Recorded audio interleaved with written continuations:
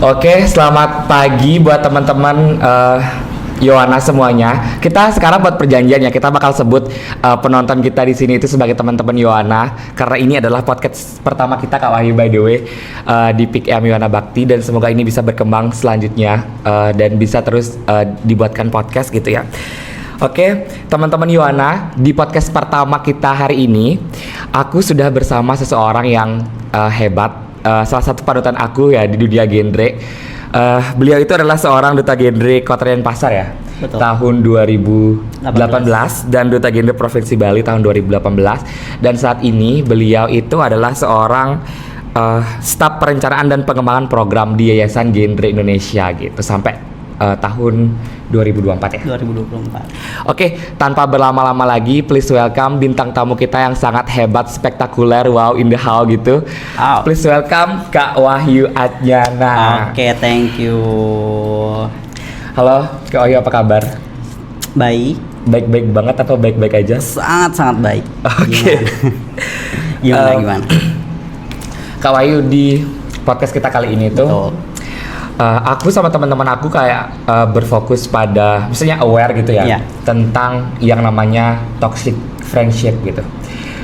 Mungkin orang-orang biasanya sangat sadar akan toxic relationship itu, tapi mereka kayak melupakan tentang toxic friendship gitu karena ya kita remaja dekat banget dengan kehidupan pertemanan dan dimanapun itu, entah itu di organisasi, di kelas pun, bahkan di rumah pun kan kita juga punya teman gitu, dan nggak jauh-jauh dengan yang namanya toxic friendship gitu. Kalau menurut Kak Wahyu sendiri, pandangan Kak Wahyu tentang toxic friendship itu apa sih, Kak? Oke, jadi kita langsung ya. Toxic friendship gitu ya di kalangan remaja saat ini, dan kebetulan aku masih remaja, teman-teman masih remaja, tapi remaja akhir ya. Jadi di ambang batas lah gitu lah. Ambang batas remaja menurut BKKBN.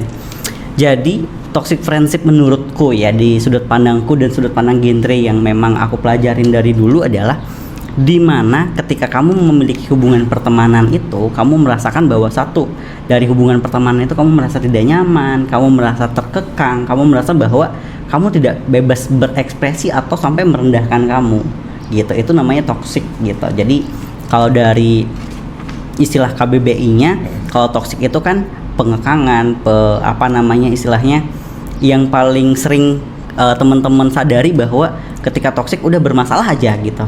Pokoknya membuat kita sedih, membuat perasaan kita nggak nyaman, perasaan kita kecewa, itu udah toksik gitu.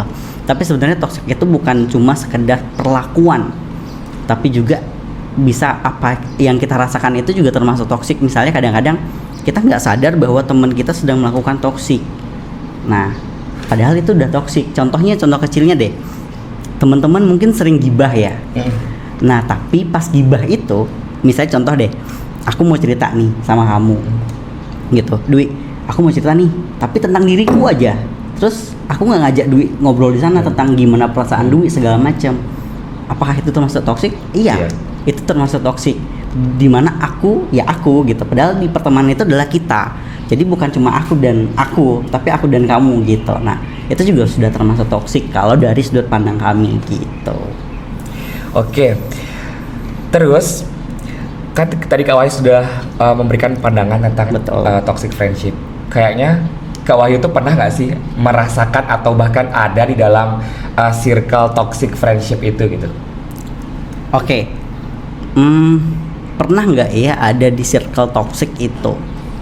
Pasti pernah ya, karena pasti pernah. Cuma aku merasa bahwa saat aku remaja, dan saat ini juga aku masih remaja ya.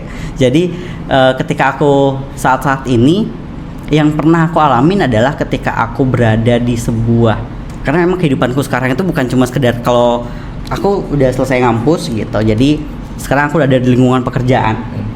Dan di pekerjaan itu juga aku dengan teman-teman gitu.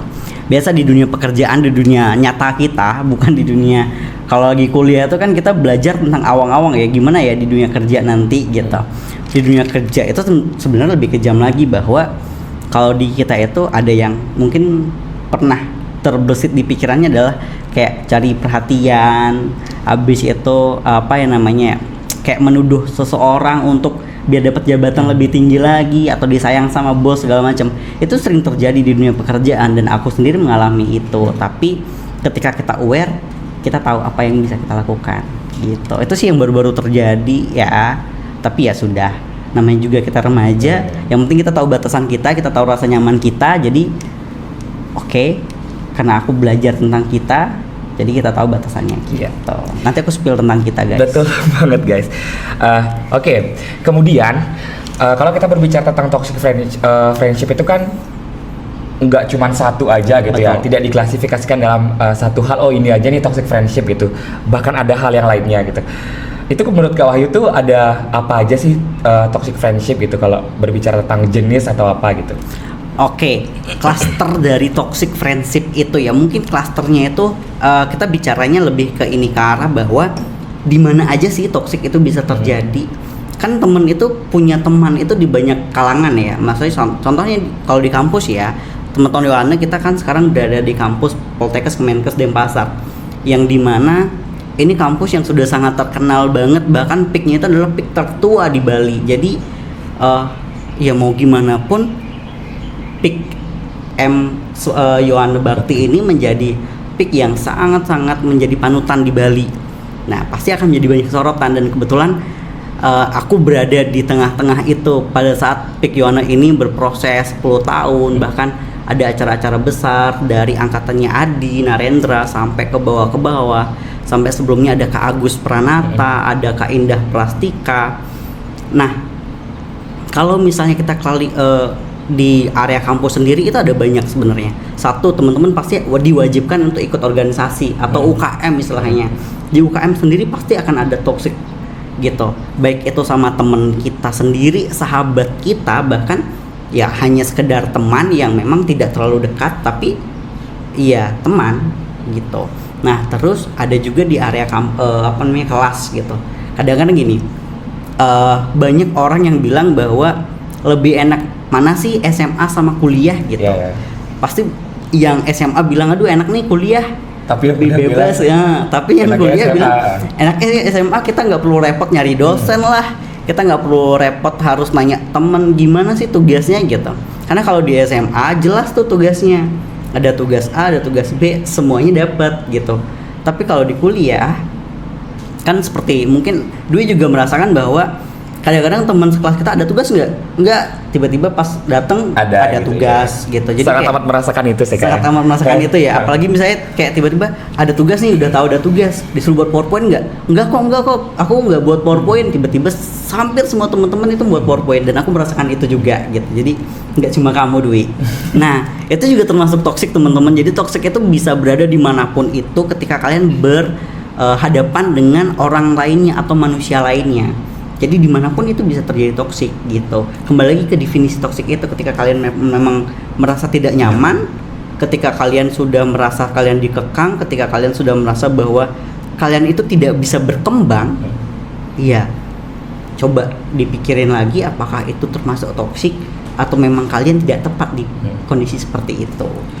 Oke, Kak Wahyu, ada hal yang menarik dari yang Kak Wahyu bilang tadi. Betul. Bahwa oh ternyata di kelas itu mungkin teman-teman Yohana juga merasakan ya gitu, bahwa ketika kita nanya ada tugas dibilang nggak ada, ketika kita nanya hari ini ada mata kuliah dibilang nggak ada, ternyata itu termasuk toksik juga gitu. Toksik. Dan aku awalnya beranggapan bahwa oh itu bukan toksik gitu, karena cuman strategi seseorang untuk bisa lebih di atas kita gitu ya, jika bisa dibilang gitu. Tapi dari yang Kak Owi sampaikan tadi, aku jadi realize oh ternyata itu termasuk toksik ya gitu, bahwa ketika kita merasa di perasaan tidak nyaman akan hal itu untuk terjadi, ternyata itu termasuk toksik gitu. Menarik sih buat diri aku sendiri gitu, khususnya ya. Dan aku yakin teman-teman Yohana juga merasakan itu gitu. Nah, Kak Wahyu, apa sih yang membuat itu bisa terjadi gitu? Di lingkungan kelas kita kah, di lingkungan lainnya, di lingkungan organisasi, apa sih yang membuat toxic friendship itu bisa terjadi gitu? Oke. Kenapa toxic itu bisa terjadi? Apa sih yang bisa membuatkan toxic itu kok bisa terjadi ke kita gitu lah ya. Contohnya kayak kok bisa teman kita bilang nggak ada tugas, terus kita percaya, akhirnya pas kita masuk tiba-tiba ada tugas gitu lah ya. Nah sebenarnya toxic ini terjadi karena batasan diri kita yang agak longgar teman-teman. Jadi kita itu punya batasan diri. Nah toxic itu kan seperti tadi misalnya Dwi merasakan bahwa aku merasa itu nggak toxic, tapi ternyata pas podcast sama Kak Wahyu kok itu masuk toxic ya gitu.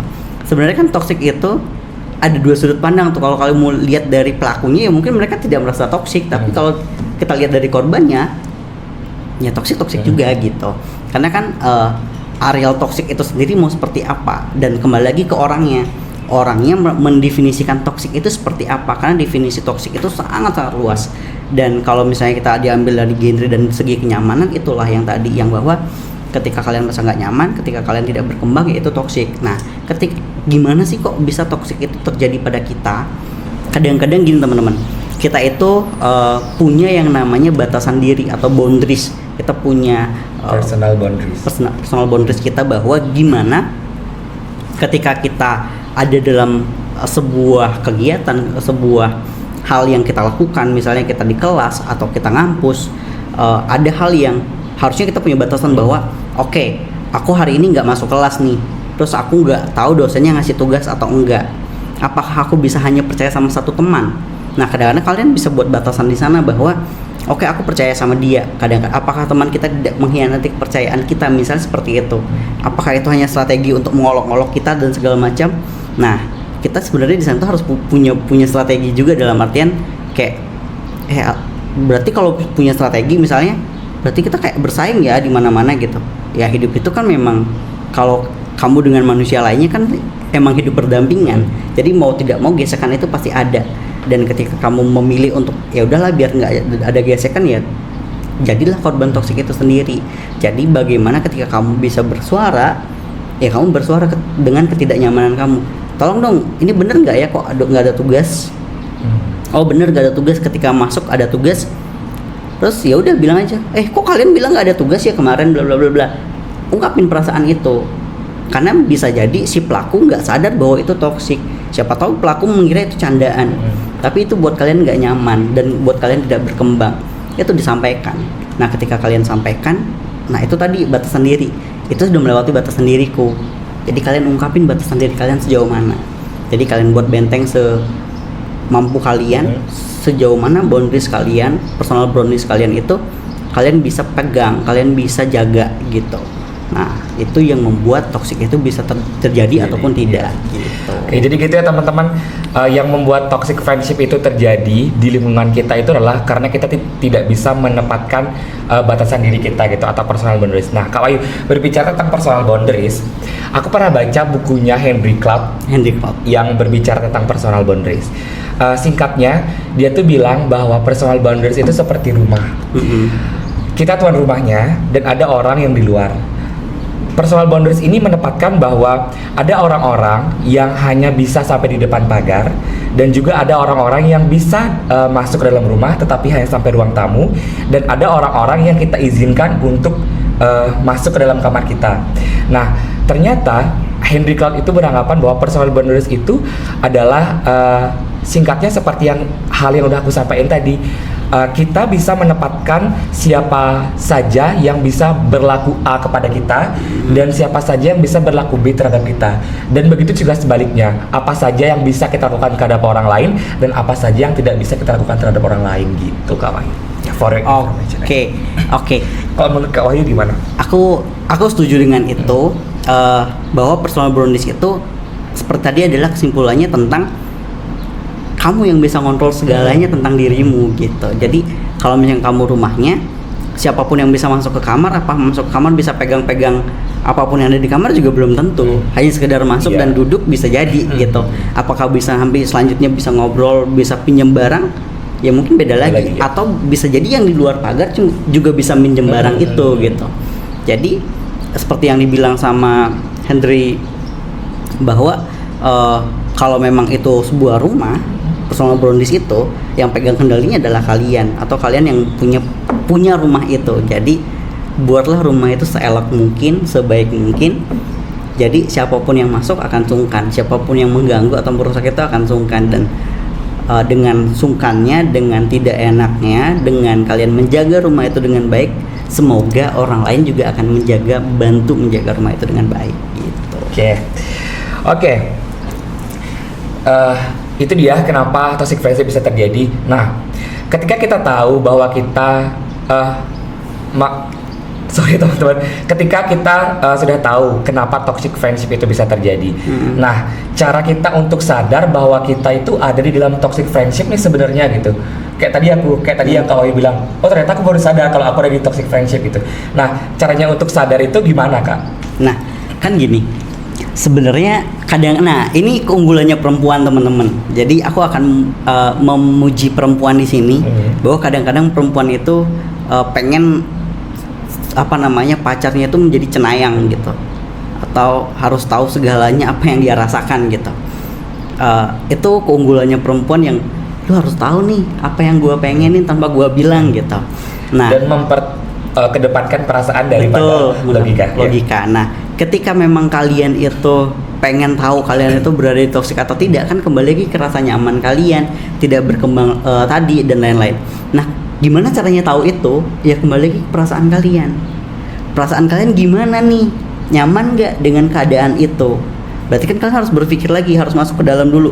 Ke dalam kalau istilahnya adalah kita itu masuk dulu ke hati.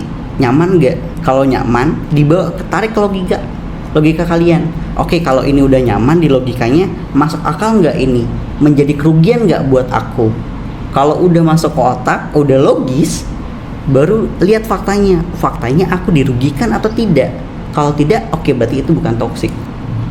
Gitu. Jadi aku harus ditarik dulu dari perasaan dulu. Tapi kalau perasaannya udah nggak nyaman, ini kok kenapa nggak nyaman ya? Tarik ke sini. Apa yang buat nggak nyaman? Apakah akunya yang toksik? Apakah dianya yang toksik? Atau lingkungannya yang toksik? Atau keadaan yang memaksa dia untuk toksik? Gitu. Jadi toksik itu bukan hanya sekedar orangnya yang memperlakukan kita. Kadang-kadang keadaannya pun bisa. Apa sih contoh keadaan? Aturan. Gitu. Misalnya contoh aturan yang membuat toksik, misalnya ya, ini misalnya di sebuah organisasi itu harus bayar uang kas misalnya.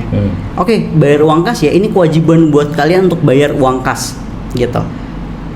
Tapi kita tidak mendapatkan haknya. Jadi mau kita nggak datang, kita datang. Habis itu kita mau melakukan kegiatan, nggak melakukan kegiatan, kita tetap bayar uang kas gitu. Padahal ada yang tidak datang sama sekali, dia bayar uang kas juga gitu. Terus kita yang sudah bersusah payah mengeluarkan tenaga, apa yang kita dapetin dari organisasi itu? Kadang-kadang ya udah, terima kasih ya atas lelahnya, cukup segitu. Apakah itu cukup? Kadang-kadang itu kita merasa nggak adil kan? Ih, kok gini banget ya? Nah, itu juga termasuk toksik kan? Keadaan yang memaksa kita untuk toksik. Nah, sebenarnya keadaan itu bisa dirubah. Kayak contohnya misalnya, oh kamu udah datang nih, kamu udah rajin. Jadi nggak cuma rasa terima kasih, mungkin ada rasa kebahagiaan atau apapun yang bisa dibagikan di sana. Jadi kayak ya udah, kewajiban uang kas ini hanya sekedar uang kas gitu. Jadi bukan sebuah toksik yang kalian kalian rasakan gitu. Itu seperti tadi aku bilang. Jadi caranya untuk sadar itu libatkan dua aspek dalam diri kita ya. Betul. Dari perasaan dulu, ketika itu sudah nggak worth, baru kita ke logika. Gitu teman-teman. Oke. Kemudian kita udah tahu apa penyebabnya. Kemudian kita sadar bahwa kita di dalam toxic friendship. Nah, ketika kita udah sadar, pasti kita akan berusaha untuk bagaimana kita bisa keluar atau setidaknya match aja deh dengan keadaan toksik ini gitu. Menurut Kak Wahyu, caranya untuk bisa keluar atau bisa match dengan keadaan di toksik itu gimana? Oke. Ini kalau gini. Aku kemarin baru nonton podcastnya Denny Sumargo. Sama? Atas kasus kemarin Randy dan juga Shanas. Randy dan juga siapa namanya? Adalah sama istrinya yang habis kecelakaan. Betul yang tadi kamu bilang, tapi aku nggak tahu ada orang itu atau tidak gitu.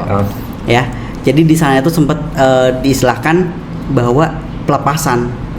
Jadi si istrinya itu melakukan pelepasan, jadi ya sudah mengikhlaskan semuanya, memulai dari nol lagi.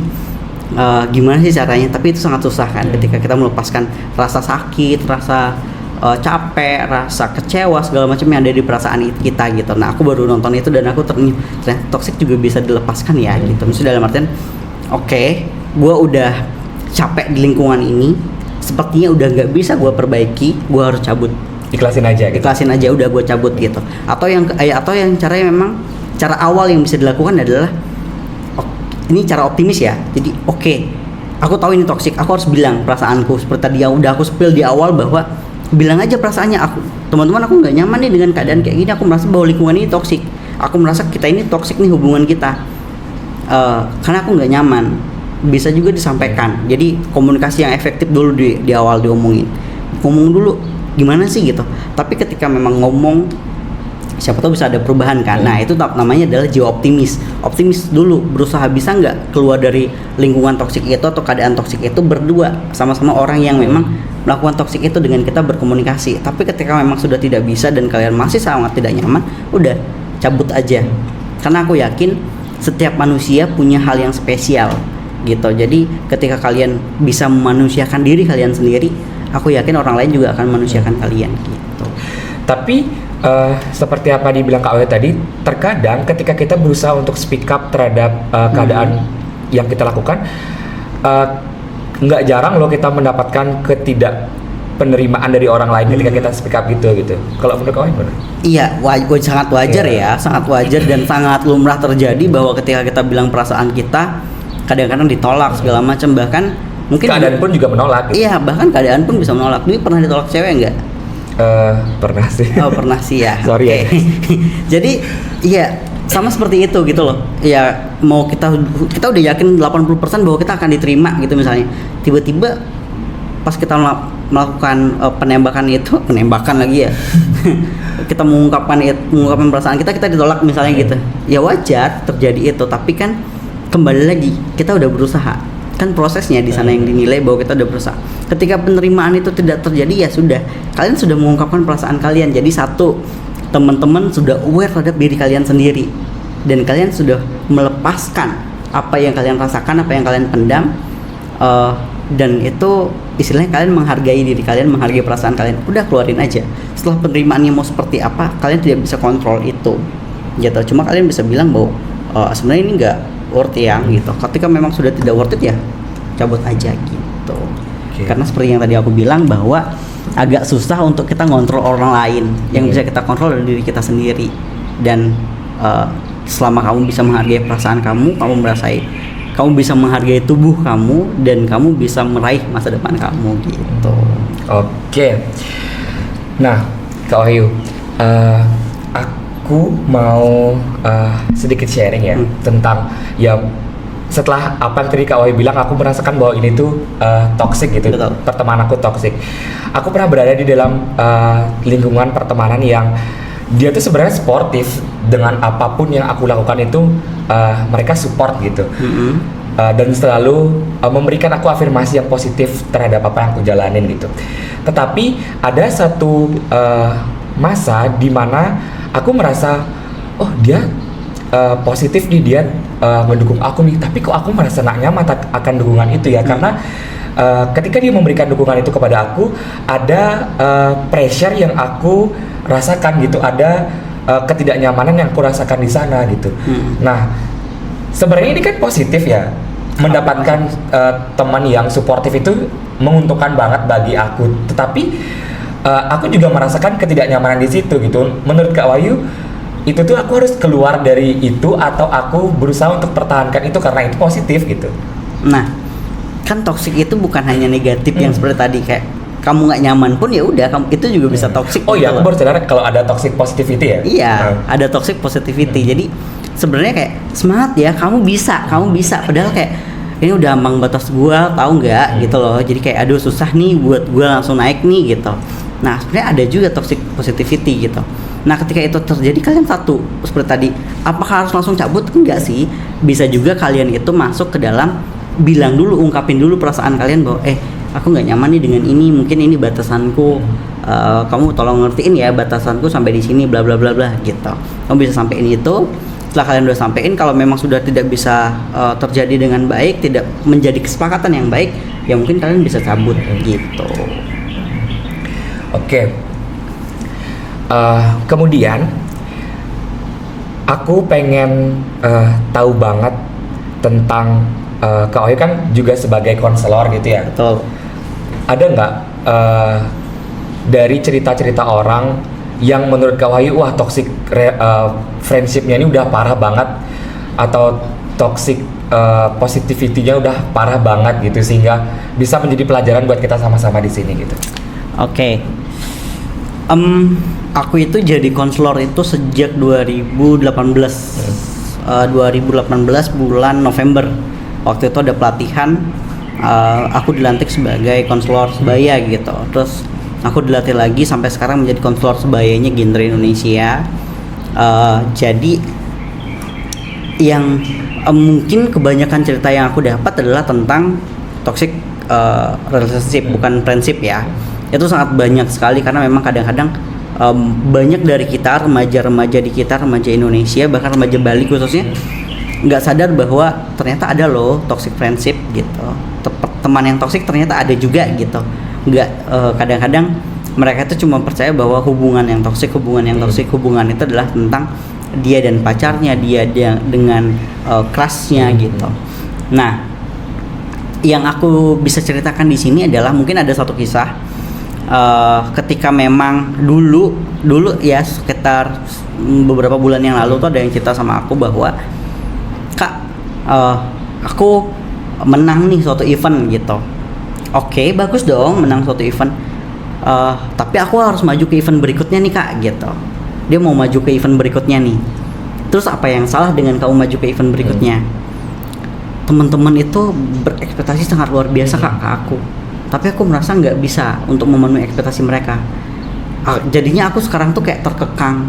Aku merasa aku harus berusaha lebih, tapi aku udah maksimal, tapi aku belum bisa sampai target. Aku takut untuk tidak mengecewakan mereka. Ada banyak perasaan ketakutan Kak. Akhirnya apa? Akhirnya aku tidak nyaman. Aku tidur susah. Aku mikirin itu terus gitu. Padahal mereka support aku. Mereka bilang kamu bisa dan kayak ini ceritaku deh, enggak ya? Kayak beda deh. Jadi ada yang cerita seperti itu, dan sampai yang paling parah itu dia sampai hampir 1 minggu itu makan cuma beberapa kali gitu, sampai nggak nafsu makan gitu.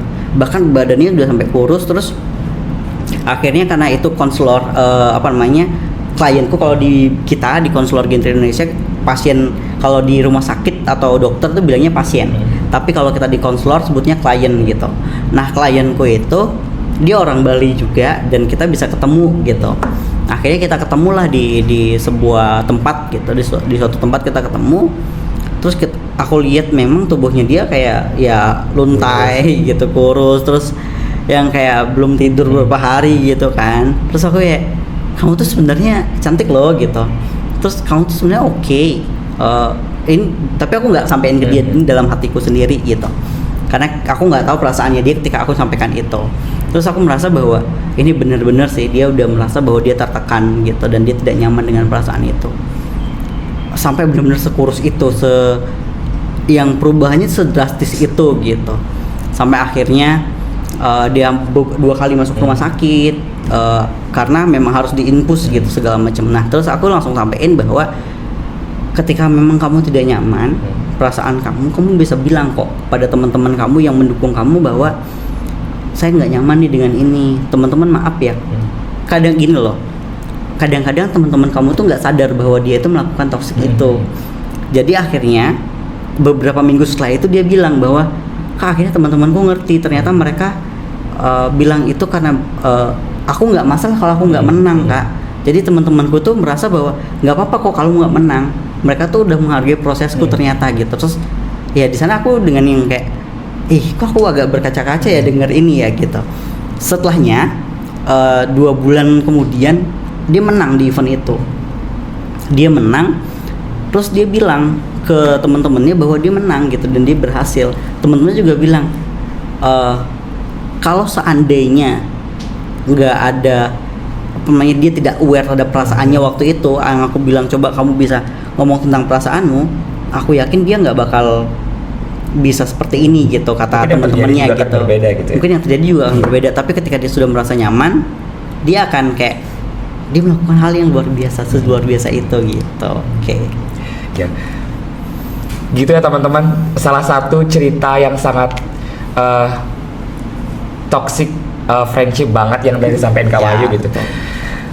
Dan gini, mungkin terkadang orang yang melakukan toxic friendship itu mengatasnamakan hal yang dia lakukan itu sebagai support gitu, sebagai atau mungkin sebagai bulian gitu. Bulian boleh. Aware juga. Iya, aware gitu. Ada nggak hal yang ingin Kak Wahyu sampaikan kepada teman-teman Yohana kita, bahwa mungkin nggak jarang ya kalau teman-teman juga melakukan hal itu untuk mulai deh sadar akan yang teman-teman lakukan itu juga salah satu dari toxic friendship gitu. Oke. Mungkin dari aku adalah gini, nggak salah ketika kita belum tahu dan kita melakukan sesuatu. Tapi ketika kita sudah tidak nyaman, ya udah kita ungkapin, karena yang tahu diri kita adalah diri kita sendiri. Yang tahu perasaan kita adalah diri kita sendiri. Ketika kalian tidak nyaman dengan perasaan itu, ya udah kalian ungkapin perasaan itu, kalian bilang perasaan itu seperti apa, sehingga teman kalian bisa tahu perasaan kalian itu sebenarnya seperti apa, boundaries kalian sejauh mana, yang kalian punya itu istilahnya batasan diri kalian itu tahu sejauh mana sih yang sebenarnya udah dilanggar apa belum sih gitu. Teman-teman kalian tahu artinya batasan diri kalian itu sejauh mana. Jadi mereka bisa aware, bener-bener aware terhadap batasan diri kamu sampai sana gitu. Kadang-kadang yang melakukan toxic itu orang lain juga nggak sadar bahwa itu udah melewati batas, karena kalian sendiri yang nggak menyampaikan atau kalian tidak menghargai perasaan kalian dengan kalian tidak mengungkapkan bahwa ada boundaries itu gitu. Jadi teman-teman semua Yohana mungkin dari sekarang bisa lebih aware lagi tentang perasaannya, tentang tubuhnya, untuk bisa mencapai masa depan yang memang kalian inginkan gitu. Nah, satu hal lagi mungkin terakhir dari aku, ini dari aku ada buku namanya Duduk Dulu Jangan Lupa Jadi Manusia dari Syahid Muhammad. Aku suka banget dan aku kutip kata-katanya untuk menjadi the last award dari aku adalah: semesta tidak pernah lupa memperlihatkan ada kekuatan dalam dirimu yang tidak pernah kamu ketahui sebelumnya.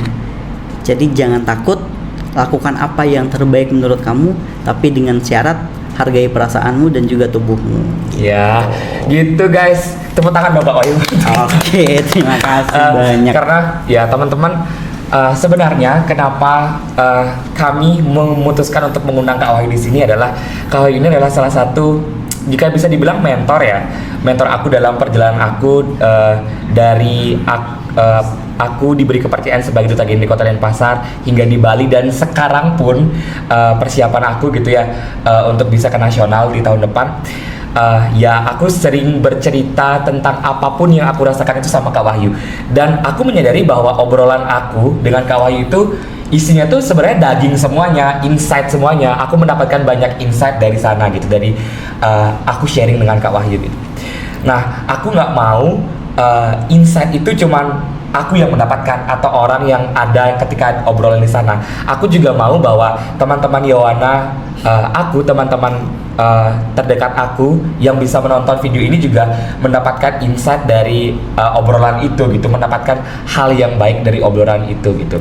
Karena teman-teman, jujur Kak Wahyu itu adalah orang yang jarang banget untuk mau ada di kamera, benar kan? Betul. Jarang banget untuk mau ada di kamera, dan kita sangat amat bersyukur sekali bahwa Kak Wahyu mau hadir di sini, sharing sama kita di sini tentang toxic friendship bikin capek gitu. Iya, ini sebenarnya kamera kelima yang dari 2018 yang pernah aku kunjungin gitu.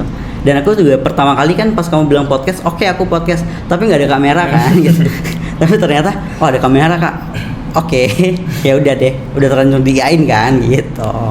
Oke, gitu teman-teman, dan semoga apa yang udah kita bicarain di sini bisa teman-teman maknai dengan sangat amat bagus, bisa teman-teman implementasikan dari apa yang udah Kak Wahyu bilang di sini gitu.